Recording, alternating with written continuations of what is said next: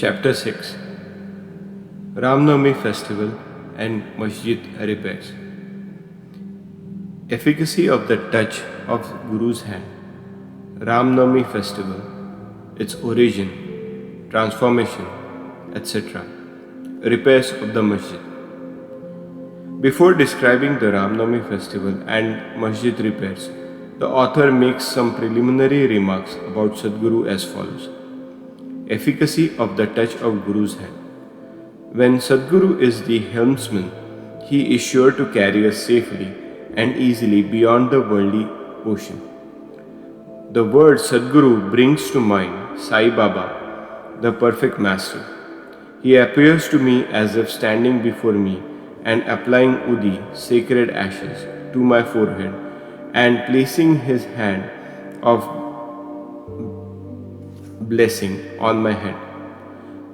Then joy fills my heart and love overflows my eyes.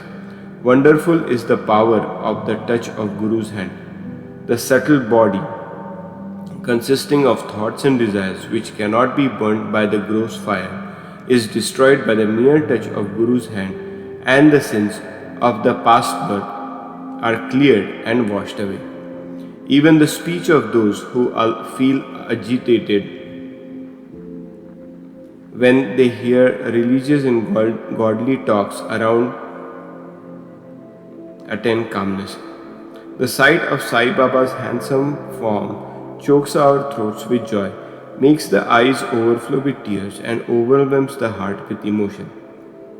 It awakens in us, I am He, Soham, Brahma consciousness, manifests the joy of self-realization, and dissolving the distinction of I and Thou makes us one with the Supreme, one reality. When I begin to read scriptures at every step, I am reminded of my Sadguru Sai Baba, who assumes the form of Rama or Krishna and makes me listen to his life. For instance, when I sit to listen to Bhagavad, Sai becomes Krishna from top to toe, and I think he sings the Bhagavad or Uddhav Gita, songs of teaching of Lord Shri Krishna to his disciple Uddhav for the welfare of the devotees. When I myself start to write anything, I cannot compose a few words or sentences, but when he of his own accord makes me write, I go on writing, and there is no end to it. When the disciple's egoism props up, he presses it down and his hand with his hand and gives him his own power, makes him achieve his object, and thus satisfies and blesses him. If any one prostrates before Sai and surrenders his heart and soul to him, then all the chief objects of life, mainly dharma, righteousness, artha, wealth, kama, desire, and moksha, deliverance, are attended easily and unsolicitedly. Four paths, mainly of karma, dhyan, yoga, and bhakti, lead us separately to God. Of these, the path of bhakti is thorny and full of pits and ditches, and thus difficult to traverse. But if you, relying on your Sadguru, avoid the pits and thorns and walk straight, it will take you to your destination, God, so says Sai Baba. After philosophing about the self-existent Brahma, his power, Maya, to create this world and the world created, and stating that all these are ultimately one and the same, the author quotes Sai Baba's words, guaranteeing the welfare of the bhaktas. There will never be any dearth or scarcity regarding food and clothes in my devotees' home. It is my special characteristics that I always look to and provide for the welfare of those devotees who worship me wholeheartedly with their minds ever fixed on me. Lord Krishna has also said the same in the Gita. Therefore, strive not much for food and clothes. If you want anything, beg of the Lord, renounce worldly honors, try to get Lord's grace and blessing and be honored in His court.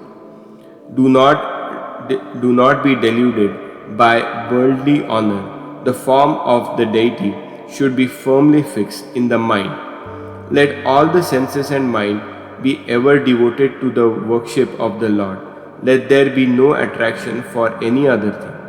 Fix the mind in remembering me always, so that it will not wander elsewhere towards word, towards body, wealth, and home. Then it will be calm, peaceful, and carefree.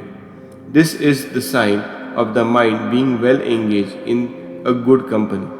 If the mind is vagrant, it cannot be called well merged in Him. After quoting these words, the author goes on to relate the story of Ramnavami festival in Shirdi. As Ramnavami is the most celebrated festival at Shirdi, another fuller account, as published in Shri Sai Leela magazine of 1925, page 197, is also referred to, and a summary of the festival as related in both these accounts is attempted here. Origin. One Mr. Gopalrao Gun was a surveyor in survey department at Kopargaon. He was a great devotee of Baba. He had 3 wives but had no issues. With Sai Baba's blessing, a son was born in him. In the joy that he felt due to this, an idea of celebrating a fair or urus occurred to him in the year 1897, and he placed it for consideration before other Shirdi devotees, mainly Tatya Patil, Dada Kote Patil, and Madharao Deshpande Shama. They all approved of the idea and obtained Sai Baba's permission and blessing for it. Then an application was made to get the collector's sanction for celebrating the urus. But as the village Kulkarni held against holding the fair, the sanction was refused. But as Sai Baba had blessed it, they tried again and ultimately succeeded in getting the collector's sanction. The day for the urus was fixed on Ramnavami after having consultation with Sai Baba. It seems he had some purpose behind it, mainly the unification of 2 festivals, the Urus and the Ramnavami festival, and the unification of 2 communities, the Hindus and the Mohammedans. As future events showed, this end or object was duly achieved. Though the permission was obtained, but other difficulties cropped up. Shirdi was a village, and there was scarcity of water. There were 2 wells in the village. The one in use dried up soon, and the water from the second was brackish. This brackish water was turned into sweet water by Sai Baba by putting flowers into it. As the water of this well was sufficient, so Tatya Patil had to arrange to get water from outside. Temporary shops were to be constructed and wrestling bouts arranged. Gopal Rao Gun had a friend by name Damu Anna Kasar of Ahmednagar. He was also similarly unhappy in the matter of progeny, though he had 2 wives. He too was blessed by Sai Baba with sons, and Mr. Gun prevailed upon his friend to prepare and supply 1 flag for the procession of the fair. He also succeeded in inducing Mr. Nanasaheb Nimondkar to supply another flag. Both these flags were taken in procession through the village and finally fixed at the 2 corners of the Masjid, which is called by Sai Baba as Dwarka Mai. This is being done even now. The Sandal procession. There was another procession which was started in this fair. The idea of Sandal procession originated with one Mr. Amir Shakkar Dalal, a Mohammedan Bhakta from Korhala. This procession is held in honor of great Muslim saints.